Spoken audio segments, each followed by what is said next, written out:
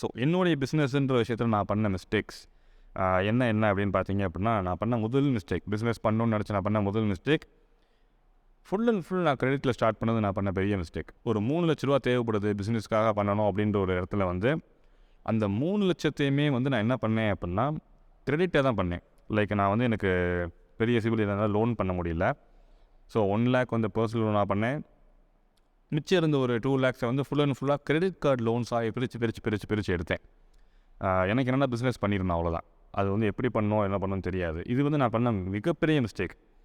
சொல்லப்போனால் என்னுடைய first shop வச்சு அதை நான் க்ளோஸ் பண்ணுறதுக்கு கூட சிச்சுவேஷனுக்கு நெருக்கி கொண்டு வந்ததுக்கு பெரிய ரீசனே தான். பிகாஸ் வந்து அந்த 3 லட்ச ரூபா அந்த அமௌண்ட்டுக்கு நான் மந்த்லி கட்டின டியூ அமௌண்ட் மட்டும் பார்த்தீங்கன்னா ஆல்மோஸ்ட் நியர்லி 40,000 கட்டியிருப்பேன்.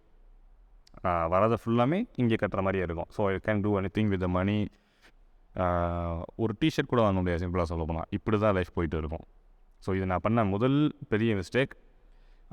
செகண்ட் மிஸ்டேக் அப்படின்னு பார்த்தீங்க அப்படின்னா மணி மேனேஜ்மெண்ட். ஒரு நாளைக்கு எவ்வளோ அமௌண்ட்டு போகும், எவ்வளோ அமௌண்ட் தேவை, இப்போ சிக்கனுக்கு எவ்வளோ மணி எடுத்துருக்கோம், ஆயிலுக்கு எவ்வளோ, ஒர்க் பண்ணுற ஸ்டாஃப்ஸ்க்கு எவ்வளோ கொடுக்க போகிறோம், and then gas, masalas and expenses and everything. இது எல்லாமே வந்து அனலைஸ் பண்ணாமட்டது நான் பண்ண second mistake. Because new to business, இந்த பிஸ்னஸ் பற்றி தெரியாது, நமக்கு சொல்லித்தரதுக்கு யாரும் கிடையாது. அப்படி கேட்டாலும் யாரும் சொல்லியும் தரமாட்டாங்க. ஓகே, ஒவ்வொரு விஷயமும் அடிப்பட்டு தான் கற்றுக்கிட்டேன். First lesson is no credit, second lesson is money management. இது 2 தான் ரொம்ப பெரிய விஷயமே. தேர்ட் திங் வந்து நம்ம எப்படி வந்து சேர்த்து வைக்கணும்னு ஒரு விஷயத்தை கற்றுக்கிட்டேன். மணி எப்படி கொஞ்சம் கொஞ்சமாக சேர்த்து வைக்க முடியும், என்ன பண்ண முடியும், இந்த விஷயம் கற்றுக்கிட்டேன். அரௌண்ட் 12 மந்த்ஸ் 1 இயர் ஃபுல்லாக இருக்குன்னா அந்த 12 மாதமே பிஸ்னஸ் ஒரே மாதிரி இருக்காது. 8 மாதம் பிஸ்னஸ் நல்லா இருக்கும், 4 மாதம் நம்ம கையிலேருந்து காசு போடணும்.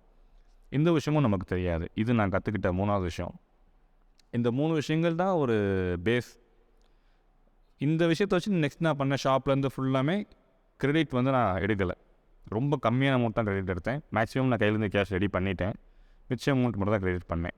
அப்படி உங்களுக்கு நீங்கள் பிஸ்னஸ் பண்ணணும், பட் ஆனால் கையில் கேஷ் இல்லை, வீட்டில் யார்ட்டையும் மணி இல்லை, வெளியில் வாங்க முடியல, எதுவும் பண்ண முடியலாம், ஜஸ்ட் வெயிட் பண்ணிவிட்டு அந்த மணி வர வரைக்கும் கொஞ்ச நாள் காத்திருந்துட்டு, இல்லை அந்த பணம் சேர்க்கறது என்ன விஷயமோ பண்ணுமோ சேர்த்துட்டு அதுக்கப்புறம் பிஸ்னஸ் பண்ணிங்கன்னா கொஞ்சம் ஹசில் ஃப்ரீயான ஒரு பிஸ்னஸாக பண்ணலாம். ஏன்னா நம்ம கைக்கு வர காசு இவ்வளோ உழைக்கிறோம், அது நம்ம கையில் ஒரு ரூபா கூட கையில் இல்லை, எல்லாமே வந்து பேங்க் காரண்டியே கொடுக்குறோன்றப்ப யாராலையுமே அதை கன்வின்ஸாக பண்ண முடியாது. ஸோ இது நான் கொடுக்குற ஒரு சின்ன அட்வைஸ்.